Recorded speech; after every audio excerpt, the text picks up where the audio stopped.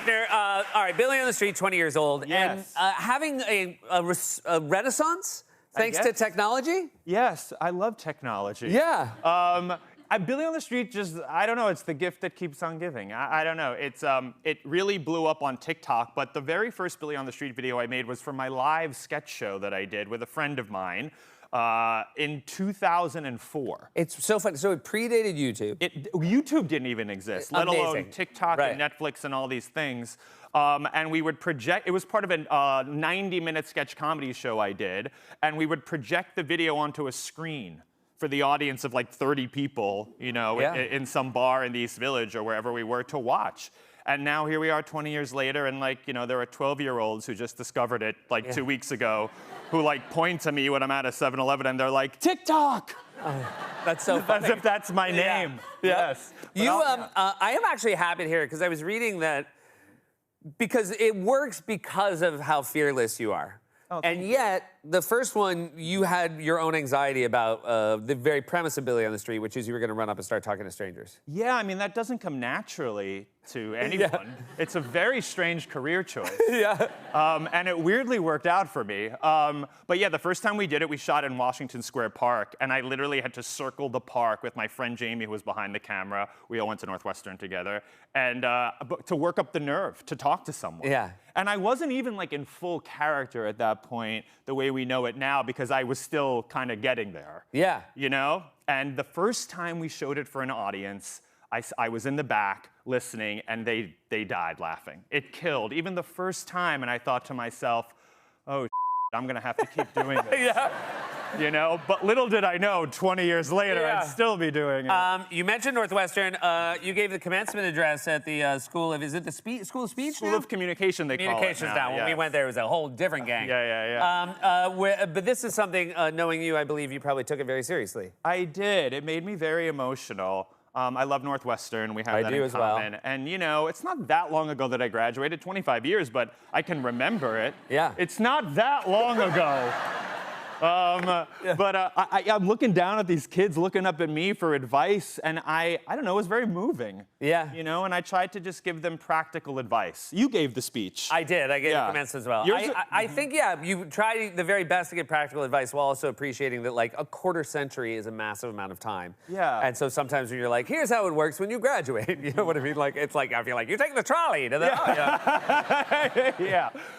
Yours was very funny. I went back and watched some. A lot of them get very, like, poetic. Yeah. You know, about your generation. And I'm like, they don't want to hear poetry. No. They want to hear about, like, how they're going to get to August. Yeah, absolutely. Like, seriously. I just tried to give them jokes, knowing that hopefully the massive amount of money their parents paid for the education would give them guidance. Right. Yeah. Right. I didn't mention that they're going to be paying it off for the next 40 years. That was nice of you. Yes. You came to New York. Was it the first time you performed in New York? Was in a college show? What was I saying? Yeah. Yes, so when I was at Northwestern, we did a musical at Northwestern that my friends wrote. Okay. And they wrote a part for me. It was a fully sung through musical, and when we were at Northwestern, people loved it. Yeah. And they said I was brilliant, and they loved the whole cast, and then they raised money to do it off-Broadway in New York. Okay. And everyone hated it. Absolutely hated it. It turns out a New York audience is a little different than like a small theater of your parents and their friends. Yeah. Right? And then the New York Times came to review that show, and I thought I was so good in the show. So did you feel good on the night? Did you feel like... Yeah, because I'd been doing the show for years, and, you know, and people were always telling me how good I was in it, and I was ready for the New York Times to come and to get a great review and then get an agent and have my career take off. Absolutely. This is the summer of 2001, okay? Okay. Like a year after I graduated, and the New York Times came, and they said in their review, Mr. Eichner sings and dances bravely, but not well.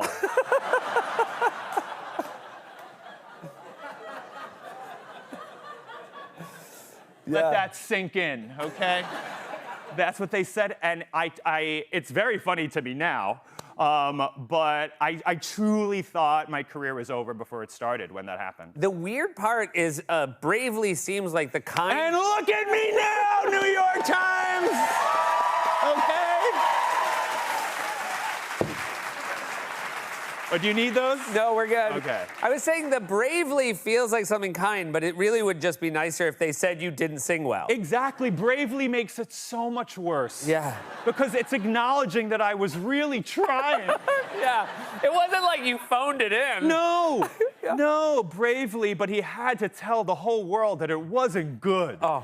Oh, It God. is funny. You definitely never want to walk out a stage door on Broadway and have somebody shake your hand and be like, you are so brave. You are so brave. That you would go out there. Even as you're saying it now, it hurts. It's like over 20 years later. But I really thought, so I told the graduates this story, and I said, if something like that happens to you, just keep going and, the New York Times. Yeah. And, it's never the end just because one person doesn't like you. And I will say, then genuinely, your breakthrough was Billy in the Street, which, as we've established, requires actual bravery. Not I love just going up and Yes. I basically just constantly without a net going up and talking to people and Thank making you. something indelible. You and now again we're outside the realm of the original Lion King. We're making new movies. We're doing prequels. Yes. You and Seth Rogen have definitely been lobbying for your own spin-off. Are you making any headway? Lobbying is to put it gently. Okay. We are desperately begging Disney to make a Timon and Pumbaa movie, but I think people would actually like that. I think so too. Yeah. I mean, they've been beloved characters for decades. Yeah. And, Lin-Manuel Miranda wrote all new songs for Mufasa. Yeah. Right? But he had the audacity not to write a new song for Timon and Pumbaa. How dare he? So we're feuding. A lot of behind-the-scenes drama. Yeah. Thank you for letting us at behind Mufasa, the scenes. Yeah. Yes. And so we're demanding that they make a new movie and that he writes us new songs. Oh, gotcha. Yeah. So you're really coming in without a lot of leverage. You're coming in with a ton of demands. It's mostly just a pathetic amount of desperation Yeah. and thirst. Well, Yes. I thirst for your success because I would love to see that, and it's just Thank always you. so great to. I love you. Thank you, buddy. Thank I love you too. Billy Eichner, everybody. Mufasa, The Lion King roars into theaters with IMAX, December 20th. We'll be right back with Harris Dickinson.